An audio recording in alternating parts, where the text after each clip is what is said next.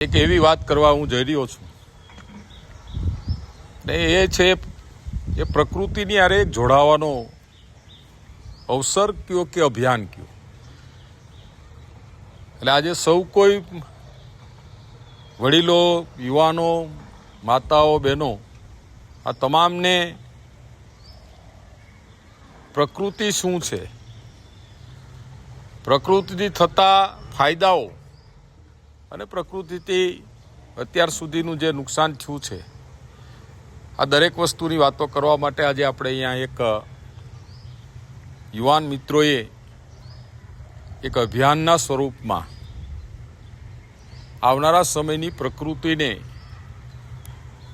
જે આપણે અત્યાર સુધી પ્રકૃતિ માટે નુકસાન કર્યું છે એમને આવનારા સમયમાં એ નુકસાન ઓછું થાય પ્રકૃતિની સાથે દરેક લોકો જોડાય એના માટેની એક શુભ શરૂઆત બાદલપરા મુકામેથી ગૌયોગ કેન્દ્રવાળા અમારા યુવાન મિત્રોએ કરેલી છે.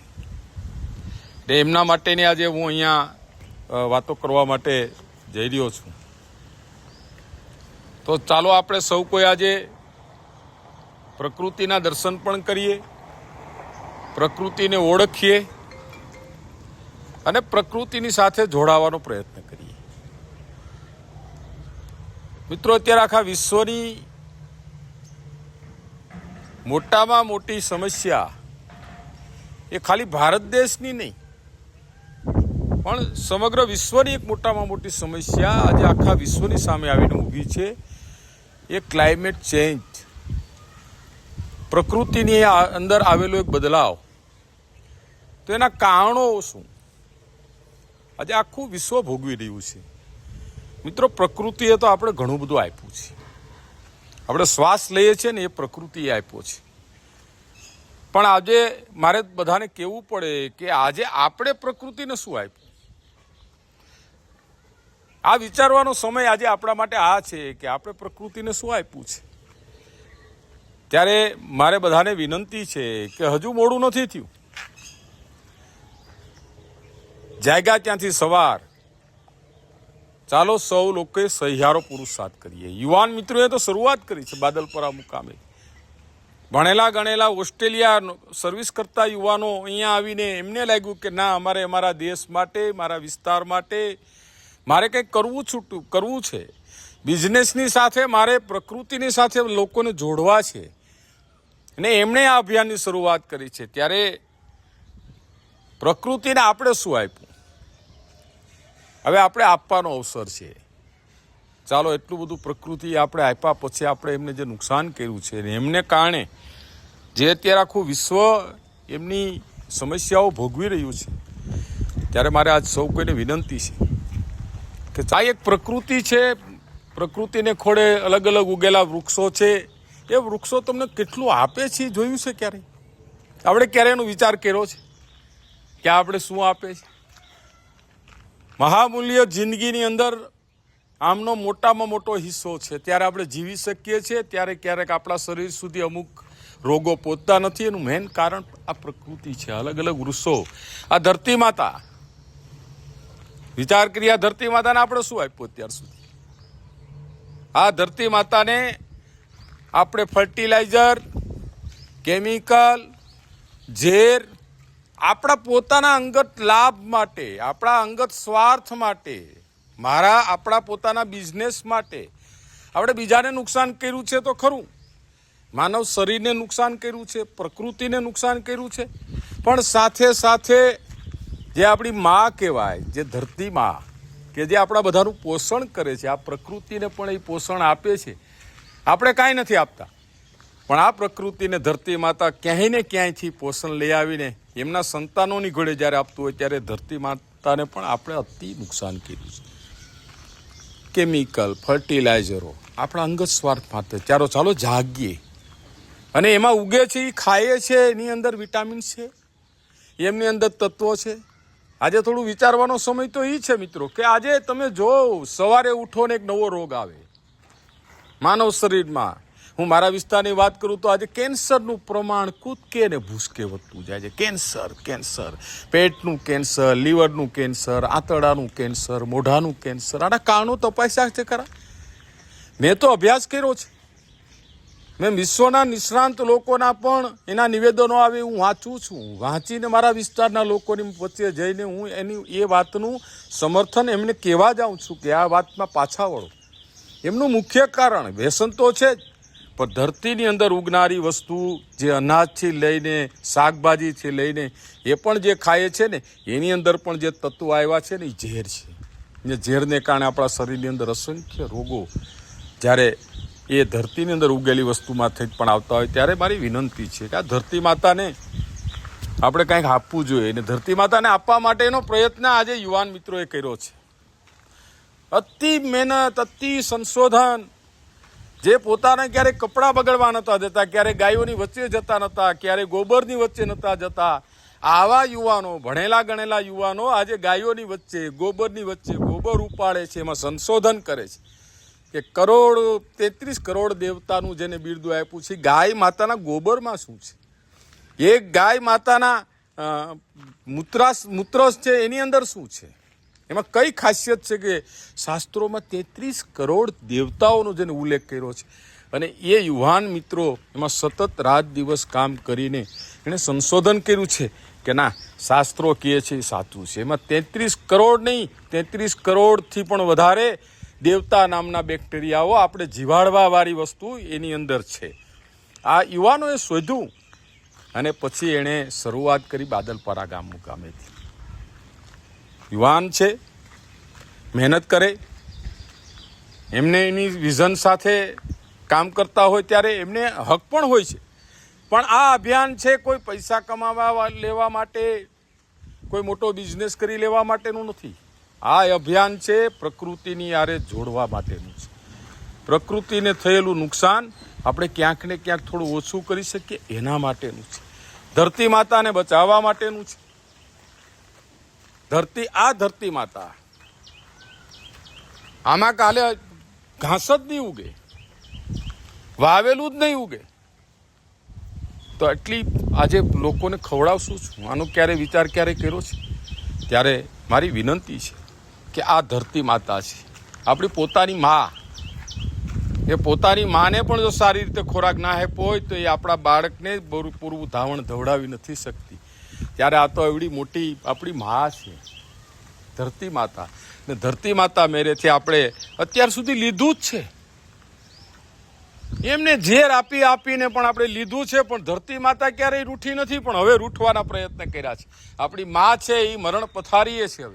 હવે મા જ્યારે મરણ પથારીએ હોય ત્યારે દીકરાઓનું જવાબદારી બને છે. ધરતી ઉપર રહેનારા તમામ દીકરાઓ છે એના, આ વિશ્વની ધરતી ઉપર રહેનારા એક સૃષ્ટિ એ એમના દીકરાઓ છે, એમના સંતાનો છે. એમાં દરેક વસ્તુ આવી જાય, પ્રકૃતિ આવે, જીવજંતુ આવે, બધા આવે, માનવ સમાજે આવે. ત્યારે મારી વિનંતી છે કે ચાલો બચાવી આપણી માને. મા કોને વાલી ના હોય? કોઈ એવો સંતાન ન હોય કે જેને મા વાલી ન હોય. ને માને એવો દીકરો ગાંડો હોય તો દીકરો એનો પરિવાર વાલો હોય છે. ત્યારે મા આપણા માટે કષ્ટ ભોગવતી હોય તો આજે દીકરાઓની આપણી પણ ફરજ છે કે આપણે એમને બચાવવી જોઈએ. અને બચાવવા માટેનું અભિયાન કે જ્યારે યુવાન મિત્રોએ ચાલુ કર્યું હોય ત્યારે ચાલો એમાં આપણે જોડાઈએ. ખાલી જોડાવાની વાત નથી કરતો, એ યુવાનોના અભિયાન નીચે યુવાનોનો જે એણે પુરુષાર્થ કર્યો છે એના માટે થઈને વિશ્વના 18 દેશોના 35 ફોરેનરો પણ આ અભિયાનમાં જોડાવાના છે, જોડાઈ ગયેલા છે આવનારા સમયમાં. એમને પણ લાગ્યું છે કે આમાં કંઈક તથ્ય છે અને એના માટેની શુભ શરૂઆત યુવાનોએ કરી છે. ત્યારે હું એ યુવાનોની સાથે છું, મને ગમે છે. હું તો ગામડે ગામડે જાઉં છું, લોકોની વચ્ચે જાઉં છું, ખેડૂતોની વચ્ચે જાઉં છું. અરે પોતે હું અનુભવ કરું છું દરેક વસ્તુનો. મારા ખેતરની અંદર પણ આ વસ્તુનો અનુભવ પ્રકૃતિની આરે, પ્રાકૃતિક ખેતીની આરે જોડાયેલો માણસ. એના પરિણામ મને જ્યારે મળે છે ત્યારે હું ખેડૂતોને પણ કહું છું કે ના, આ કરવા જેવું છે. એટલે હું ચોક્કસપણે કહું કે આજે જે વિશ્વની પરિસ્થિતિ છે, તમે યુરોપ કન્ટ્રી, આગળ પડતા દેશો, વિઝનધારી દેશો, આજે એમની હાલત જોજો. કારણ શું? કારણ પ્રકૃતિની હારે છેડછાડ. આના કારણોને કારણે આજે યુરોપ કન્ટ્રી આખી, જ્યાં ગરમી નથી પડતી ત્યાં ગરમી પડે, જ્યાં વરસાદ નહોતો પડતો ત્યાં વરસાદ પડે, જ્યાં ધરતીકંપ નહોતો આવતો ત્યાં ધરતીકંપ આવે. આજે ભારત દેશની પરિસ્થિતિ જો ગુજરાતની લઈ લ્યો, આપણા જિલ્લાની લ્યો, અમુક તાલુકામાં વરસાદ નહીં, અમુક તાલુકામાં નદીઓના પાણી, અમુક તાલુકામાં અતિવૃષ્ટિ, અમુક તાલુકામાં કાંઈ નહીં. આનું કારણ શું છે? ખાલી ને ખાલી પ્રકૃતિની જે આપણે છેડછાડ કરી છે અને પ્રકૃતિ મેળેથી આપણે અત્યાર સુધી જે લીધું છે ક્યારેય આપવાનો પ્રયત્ન નથી કર્યો. એટલે હું આજના આ યુવાનોના અભિયાનને હું પણ એક પ્રોત્સાહન આપવા માટે મને ગમતી વસ્તુ છે એટલે હું એને સમર્થન પણ આપું છું ને એમાં જોડાયેલો છું. ત્યારે હું તમને બધાને પણ કહું છું કે યુવાન મિત્રોનું જે અભિયાન છે, યુવાન મિત્રની પોતાના વિસ્તાર અને પોતાના દેશ માટે, આવનારી પેઢી માટે એને કંઈક કરવાની જ્યારે તમન્ના છે ત્યારે આપણે બધા પણ એમાં જોડાય. ખાલી જોડાવાથી નહીં, પ્રકૃતિને આ તો જોડાય છે, તો સાથે સાથે રોજગારી પણ આપવાના પ્રયત્ન યુવાનો કરવાના છે. આની અંદર રોજગારી પણ યુવાનો ધીરે ધીરે, અને ગાય પ્રત્યેનો પ્રેમ, ગાય પ્રત્યેની માતાની સાથેની લાગણી પણ આની અંદર જ્યારે આવનારા સમયમાં યુવાનોની અંદર એ પ્રેરણા સ્વરૂપ બનવાની છે ત્યારે મારી બધાને વિનંતી છે કે ચાલો ગૌ કેન્દ્ર ઇંદવાડા યુવાન મિત્રોએ જે અભિયાન ઉપાડ્યું છે એમાં વિશ્વના 18 દેશો અને 35 લોકો જ્યારે એમાં જોડાયેલા હોય ત્યારે આપણી પણ નૈતિક ફરજ છે. અને હજારો ખેડૂતો આમાં જોડાયેલા છે. અત્યાર સુધીમાં 5000 ખેડૂત સુધી તો યુવાનો પહોંચી ગયા છે. મારા બધા ખેતરોની અંદર મેં આ વસ્તુની શરૂઆત કરી છે. 5000 ખેડૂત સુધી ને આવનારા સમયમાં લાખો ખેડૂત સુધી યુવાનોને પહોંચવું છે.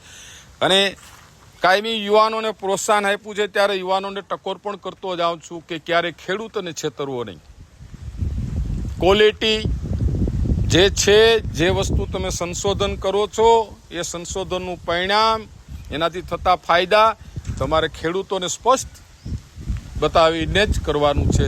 એટલે યુવાન મિત્રો પોતાને પણ ધગસ છે, પોતે પણ જ્યારે કાર્ય કરી રહ્યા છે ત્યારે આ એક જગ્યાએ ખેતરોમાં, ધરતી માતામાં એ આજે સતત મહેનત અને પ્રક્રિયાઓ કરતા હોય ત્યારે મારે બધા લોકોને વિનંતી છે કે આપણે પણ પ્રકૃતિની સાથે જોડાઈએ અને આપણા બાળકોને જોડીએ. યુવાન મિત્રોનો અભિયાનની અંદર મેં એક વસ્તુ એનું માર્કિંગ કર્યું, તો તમારા ઘરની અંદર નાનું એવું ગાર્ડન હશે, તમારો બંગલો હશે, ક્યાંક ઉપર ત્યાં આપણા ઘર માટે શાકભાજી કોઈ પણ પ્રક્રિયા કરતા હોય ત્યારે આ અભિયાનમાં જોડાઈને જે યુવાન મિત્રોએ જે પ્રયત્ન કરીને જે કન્ટેમ શોધ્યા છે કે ગાયના ગોબરમાંથી કયા કન્ટેમ છે, કયા બેક્ટેરિયા છે, શોધ્યાને એને ખાતરના સ્વરૂપમાં, લિક્વિડના સ્વરૂપમાં બનાવીને એણે પોતે જ્યારે એનું સંશોધન કર્યું છે ત્યારે એમાંથી જે તત્વો મળ્યા છે એને તત્વોને કારણે આવનારા આપણી પેઢીને પણ એનાથી ફાયદો થવાનો. ત્યારે આપણા ઘરના કિચન ગાર્ડનની અંદર પણ આ અભિયાનમાં જોડાશો તો નાના બાળકો પણ એમાં જોડાવાના, પ્રકૃતિની નજીક જશે. આવનારી પેઢીને પ્રકૃતિની નજીક લઈ જવાની છે. આપણે તો જીવી લીધા છે. અમે તો અમારે આજે, હું મારી વાત કરું તો 70 વર્ષની આજુબાજુની ઉંમર હમણાં મારી થશે, 68 તો હમણાં બેસી જાય. પણ આવનારી પેઢી કે અત્યારે આ પરિસ્થિતિ છે, તો આવનારી 15 વર્ષ પછી કેવી પરિસ્થિતિ ઉત્પન્ન થાય જો આને રોકવાના પ્રયત્ન નહીં કરીએ, આને ખાળવાના પ્રયત્ન નહીં કરીએ તો આવનારા 15 વર્ષ પછી ભયંકર વિસ્ફોટ થશે ને એ આવનારી પેઢીને નુકસાન જવાનું છે. ત્યારે આપણે સૌ જનતાને, સૌને મારી વિનંતી, બે હાથ જોડીને, કે આની અંદર પ્રકૃતિની સાથે એક જોડાવાનો અવસર મળ્યો છે. એ અવસરમાં આપણે બધા સહભાગી બનીએ એટલી બધાને વિનંતી કરું. યુવાન મિત્રોને અને યુવાન મિત્રોની સાથે તમામ લોકોને વિનંતી કરું છું, નાના બાળકોથી લઈને મોટી ઉંમરના સુધીના વડીલો સુધી તમામને વિનંતી કરું છું કે અત્યારે જે સોશિયલ મીડિયાનું એક આખું વળગણ માણસોને ઉપડ્યું છે, સતત પ્રક્રિયામાં જ્યાં જાઓ ત્યાં માણસના હાથમાં મોબાઈલ, કોઈ પણ જગ્યાએ જાઓ ત્યાં પરિવાર ભેગો થતો હોય તો પરિવારની અંદર પણ જ્યારે કુટુંબ ભેગું થાય ત્યારે પણ લગભગ મોટા ભાગના લોકોના હાથમાં મોબાઈલ, અને મોબાઈલની અંદર જ કંઈક ને કંઈક પ્રક્રિયાઓ થતી હોય છે. ત્યારે મારી વિનંતી છે કે આ અભિયાન નીચે પ્રકૃતિની સાથે એક જોડાવાનો અવસર પણ છે. ત્યારે તમે મોબાઈલ જો, સોશિયલ મીડિયાની અંદર તમે જે કામ કરતા હોય તે કરો, એની સામે વાંધો નથી, પણ એની અંદરથી અમુક સમય, 24 કલાકમાં 30 મિનિટ, કલાક, જે સમય કાઢી શકો એ સમયને તમે પ્રકૃતિની સાથે જોડો. તમારી સાથે તમારા પરિવારના નાના બાળકો છે એને પણ એ સમયગાળામાં પ્રકૃતિની સાથે જોડો. કારણ કે એનું એક એ અભિયાનના સ્વરૂપમાં જ્યારે કરશું ને ત્યારે પ્રકૃતિ સાથેની આવનારી પેઢીનો એક લગાવ વધશે. એ પ્રકૃતિને નજીકથી ઓળખશે. એને ખબર જ નથી કે રીંગણા ક્યાં ઉગે છે, બટેકા ક્યાં થાય, એમાં ગલકા ક્યાં થાય, તુરિયાઓ ક્યાં થાય, કારેલા ક્યાં થાય, ડુંગળી ક્યાં થાય, લસણ ક્યાં થાય, કેળાઓ ક્યાં થાય છે, કઈ રીતે થાય છે, એને ખબર જ નથી.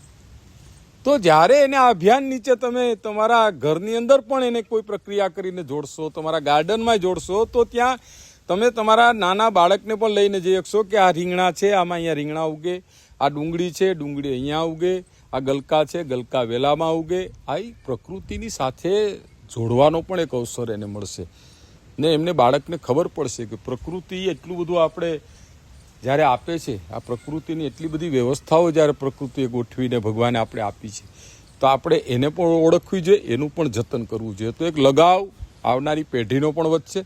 તો મારી સૌ કોઈને વિનંતી છે કે સોશિયલ મીડિયાના સમય કાઢીને તમે પ્રકૃતિની સાથે પણ અમુક સમય વિતાવો, એવી તમને બધાને વિનંતી. મિત્રો, જ્યારે આપણા દેશના વડાપ્રધાન નરેન્દ્રભાઈ મોદી સાહેબ, આપના ગૃહમંત્રી સહકારતા મંત્રી અમિતભાઈ શાહ સાહેબ, આપણા ગુજરાત રાજ્યના ગવર્નર શ્રી આચાર્ય દેવવ્રતજી, આપણી સરકાર અને ગુજરાત રાજ્યના મુખ્યમંત્રી ભૂપેન્દ્રભાઈ પટેલ સાહેબ, આ તમામ લોકો પણ આજે પ્રાકૃતિક ખેતીની માટે સતત જ્યારે કામ કરી રહ્યા હોય ત્યારે, સતત અભિયાનના સ્વરૂપમાં પણ સરકાર જ્યારે કામ કરી રહી હોય ત્યારે દેશના જ્યારે એવડા મોટા નેતાઓ જ્યારે એમની ગંભીરતા સમજતા હોય અને આપણે બધાને પણ એમાં આહ્વાન કરતા હોય ત્યારે કાંઈક તો તથ્ય એમાં છે જ.